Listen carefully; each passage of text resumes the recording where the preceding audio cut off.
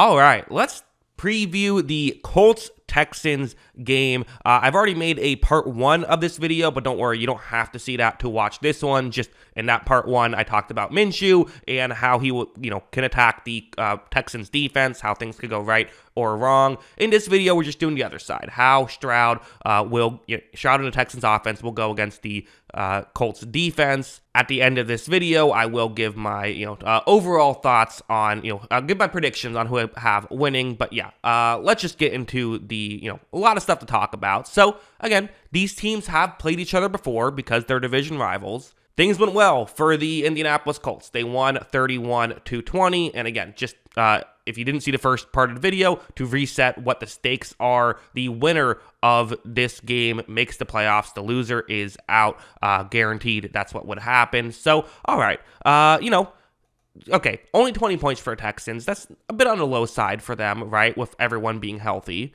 If you want to look at some quarterback advanced stats here, nothing crazy. I mean, a 5.1 total EPA is not really what you expect from Stroud. I think, although it's not a terrible day either, he did have a completion percentage over expected. Not a lot over expected, but 1.6% over expected. Okay, like it's not a terrible day, but certainly nothing spectacular.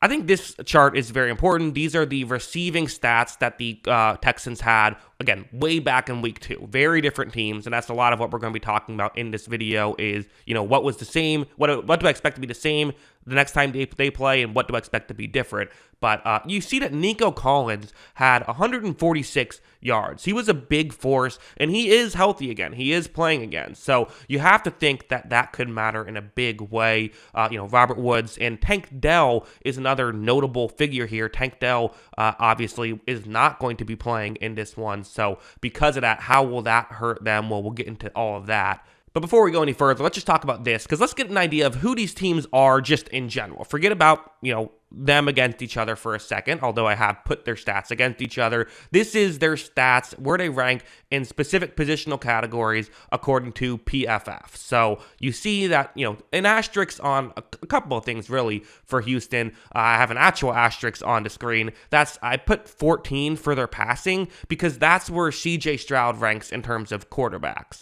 The overall passing, I think it's like 18th, but that's, I figured that wouldn't really give us a totally fair description of what they've done this season because, again, unless Stroud goes down in this game, you're expecting them to have Stroud as opposed to Indianapolis. And you see, 14th best passing, 16th best receiving, going up against 16th best coverage. This feels like a pretty even battle in that category. However, the pass blocking versus pass rush is advantage Indianapolis. 19th best pass blocking for the Houston and 9th best pass rush for the Colts. And it was an advantage last time that they played. Really, the Colts defensive line in general did a really good job in that one. And for the running game, you see that on paper, it should be pretty even, right? Run blocking 20th, running 22nd, and then run defense for the Colts 23rd. So all around the same area. But in actuality, that did not happen when they played each other. Like just using this one for an example, you're going to see I've highlighted a specific Indianapolis Colts defender right here. That is Grover Stewart, the interior defensive lineman. Watch what he's about to do.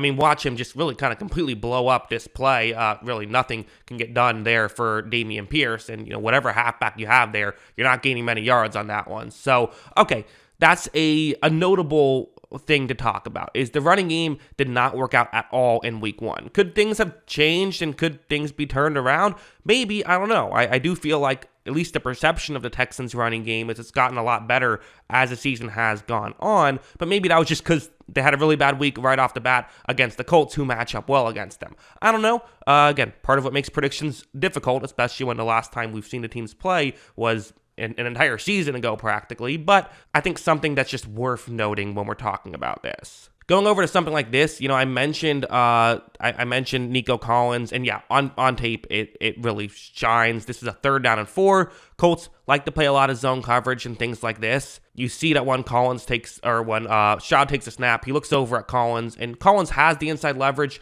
and he's about to cut towards the inside. So that's why Stroud wants to make this throw. But Collins is going to have to cut well and get to the ball quickly.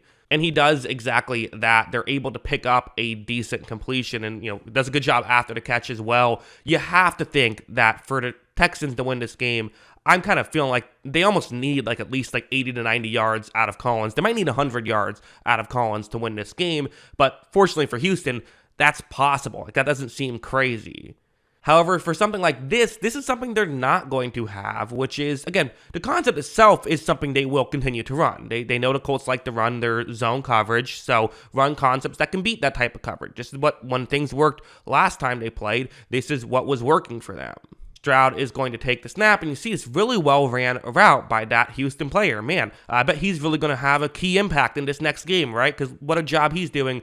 Well, that was Tank Dell. So you're not going to have him. You have to figure something else out because he's someone who, you're going to be without. I'm watching Stroud hit Dell. Dell did a good job after the catch. Dell had a big game. He's a good player that you're going to have to win without, so that is something just worth noting as well, I think, in all of this. But to me, this play could honestly decide the entire outcome of the football game in many ways. So it's going to be a zone coverage play, and you have Dalton Schultz running a route, trying to get over the middle, trying to get in the gap in coverage. This is something that I think we're going to see a good chunk of in Week 18. Watch as you're going to see that Stroud takes the snap, he looks up, he reads the play. I mean, Schultz is open right here for sure, and to me, this could be what the game comes down to. These small windows, will Stroud hit them consistently? Because you see, this one is actually a tad underthrown, maybe could have been intercepted. When you play a lot of zone coverage, you force quarterbacks to throw it to players who are looking at the quarterback, which means turnovers can't happen.